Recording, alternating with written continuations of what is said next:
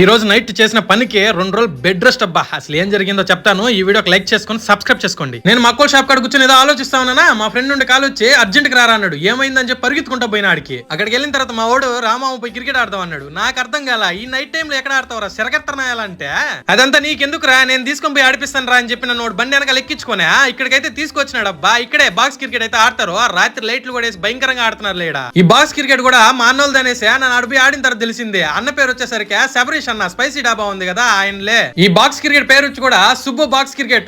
ఇది వచ్చి మన ఎస్టీకి నగర్ నుండి హైవేకి వెళ్తాం కదా, అక్కడనే ఉంటది అబ్బా. ఇదే ఆడికి పోయేసే 2 మ్యాచ్లు అయితే ఆడినాము, భయంకరంగా ఆడినాంలే. ఫస్ట్ దిగినాను నేనైతే అవుటే గాల 2 మ్యాచ్లు బాగానే కొట్టాను. స్కోర్ ఏమో ఇదేంట్రా ఈడు బ్యాటింగ్ భయంకరంగా ఆడాడు, సింపేశాడు అని చెప్పాడు. ఇక్కడే ఉంటే బాల్ వదిలేస్తున్నారని చూస్తున్నారు కదా. మా కెమెరామెన్ ఫస్ట్ దేవుడికి వదిలిన బాల్ మాత్రమే తీసినాడు, మిగతా బాల్ తీయలేదు. ఇక్కడ చూసినారంటే ఏ విధంగా చౌండ్లు పోసినా చూసినారు కదా.